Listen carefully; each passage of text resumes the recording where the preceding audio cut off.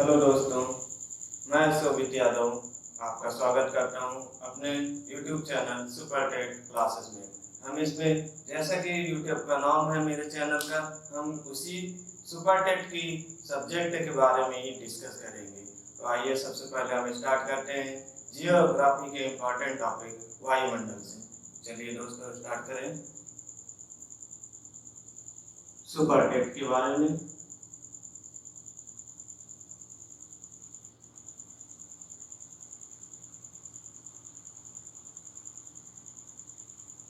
जो है टॉपिक का नाम है वायुमंडल।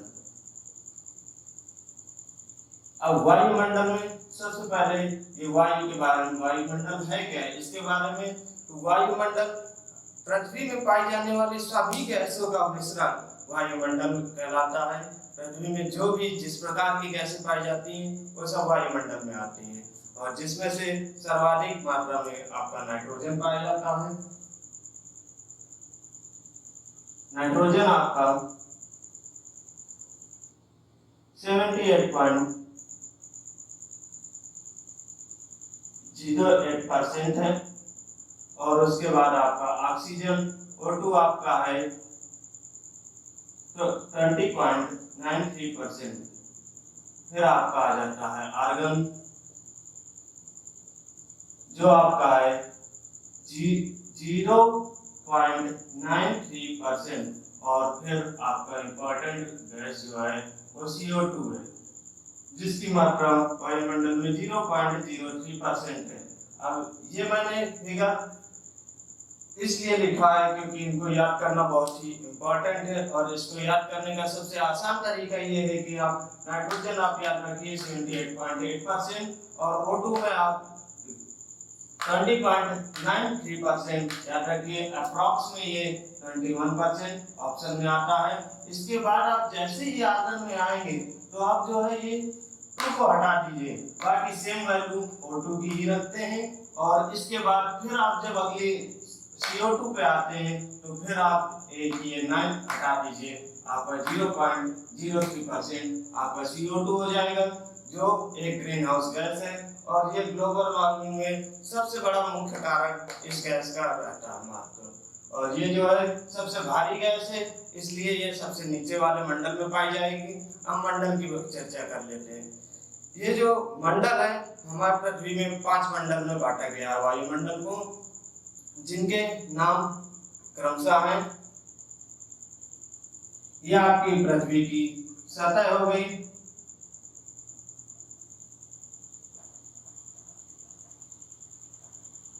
इसके बाद आपका ये जो पहला है ध्रुव पर, जिसकी ऊंचाई 8 किलोमीटर और विषुवत रेखा पर 18 किलोमीटर होती है, ये आपका जो है क्षोभ मंडल कहलाता है।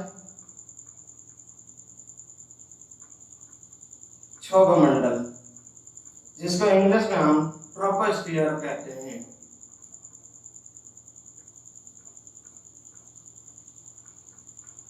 ट्रोपोस्फियर। अब इसके बाद आपका आता है समताप मंडल। अब समताप मंडल की ऊंचाई जो है 8 किलोमीटर से 50 किलोमीटर होती है, ये आपका है समताप मंडल।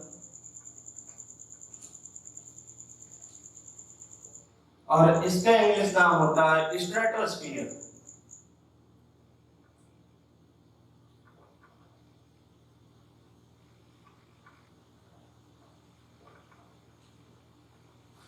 स्ट्रेटोस्फियर। इसके बाद आपका आ जाएगा आयन मध्यमंडल।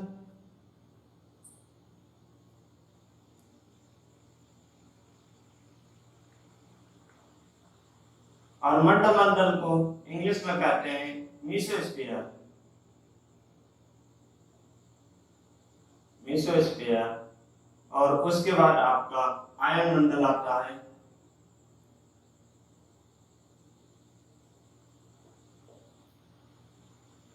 आयन मंडल जो है आयनोस्फीयर।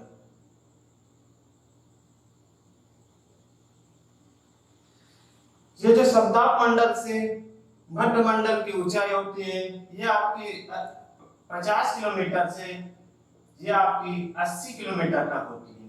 और इसके बाद आपका जो अगला मंडल है आयन मंडल, आयन मंडल की 80 किलोमीटर से 700 किलोमीटर तक इसकी ऊंचाई होती है। और सबसे लास्ट में आपका आता है बाह्यमंडल, जो एक्सोस्फीयर कहलाता है। बाह्यमंडल या वायुमंडल।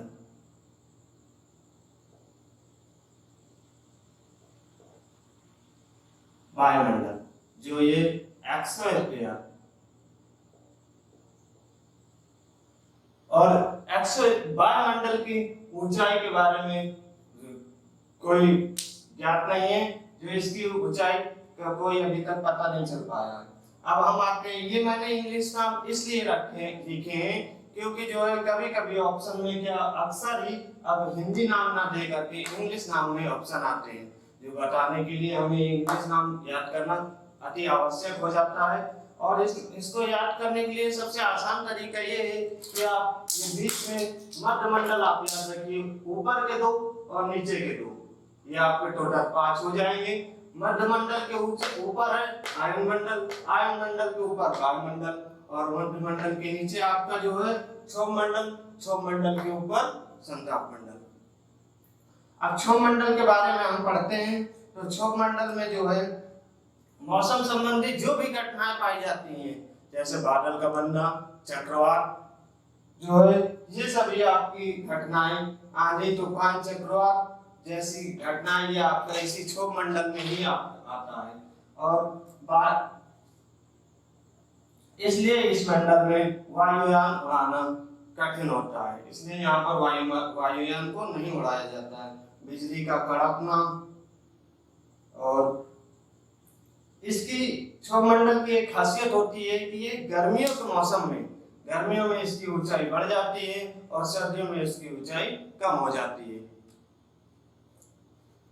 और ये जो है ऊपर जाने पर इसके प्रति 165 मीटर पर, 165 मीटर पर ऊपर जाने पर 1 डिग्री सेंटीग्रेड तापमान कम हो जाता है।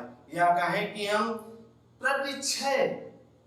प्रति 1 किलोमीटर ऊपर जाने पर, 1 किलोमीटर ऊपर जाने पर 6.5 डिग्री सेंटीग्रेड तापमान कम हो जाता है। यही आपके 4-5 पॉइंट है, इनको आप बुलेट पॉइंट पे लिख सकते हैं। इसके बाद आपका आता है समताप मंडल। तो समताप मंडल में सबसे बड़ा मुख्य कारण है, समताप मंडल को ही हम ओजोन मंडल भी कहते हैं। ओजोन मंडल या ओजोन परत के नाम से भी इसको हम जानते हैं। और इसकी मोटाई 15 से 35 किलोमीटर तक होती है, 15 से 35 किलोमीटर तक इसकी मोटाई होती है। और चूंकि ये जो है मौसम संबंधी घटनाएं इस मंडल में नहीं पाई जाती हैं, क्योंकि इसमें पाई जाती हैं, जब मौसम संबंधी घटनाएं पाई नहीं जाएंगी तो ये वायुयान उड़ाने के लिए सबसे आदर्श मंडल माना जाता है। वायुयान के लिए आदर्श मंडल माना जाता है। अब जो है ये ओजोन परत क्या है? ओजोन परत जो है ओजोन गैस का एक परत होती है, जिसमें जो है आपका जो सूर्य से पराबैंगनी किरणें जो आती हैं उसको, हानिकारक किरणों को पृथ्वी तक आने के लिए रोकती है। जो यूवीबी, यूवीसी, इन किरणों को पृथ्वी के पात्र में आने से रोकती है, जिससे हमें हानिकारक बीमारियों से खतरा नहीं रहता। लेकिन अभी हाल ही में ये अंटार्कटिका के ऊपर इसमें पाया गया था कि इसकी परत पतली होती जा रही है। लेकिन जो है अभी हाल ही में ये जो लॉकडाउन के कारण, जिसका लॉकडाउन सबसे ये हमें फायदा मिला है कि लॉकडाउन के कारण ये वो परत इस समय भरती जा रही है। अब इसके बाद आता है आपका मध्य मंडल। मध्य मंडल की सबसे बड़ी खासियत है कि इसका ताप जो है सबसे कम होता है। लगभग ये तापमान माइनस में 100 डिग्री सेंटीग्रेड, माइनस में 100 डिग्री सेंटीग्रेड तक चला जाता है। ये आपका मध्य मंडल हो गया। इसके बाद आप आ जाइए आयन मंडल। आयन मंडल में आपका आयन मंडल में जो है इसमें आयनिक गुण पाए जाते हैं। आयनिक गुण, जिस कारण ये जो पृथ्वी से छोड़ी जाने वाली तरंगे हैं, रेडियो तरंगे वगैरह इसी मंडल से वापस होकर के आती हैं, और आपका रेडियो प्रसारण वगैरह इसी मंडल के कारण होता है। तापमान ऊपर जाने पर इसका तापमान बढ़ता जाता है, और जो है उल्का संबंधी घटनाएं जो आपकी इसी में उल्का संबंधी घटनाएं भी इसी मंडल में पाई जाती हैं। इसके बाद आपका लास्ट है बहिर्मंडल। अब बहिर्मंडल में जो है आपका कृत्रिम उपग्रह वो आपकी यहीं पर स्थापित किए जाते हैं। ये जो है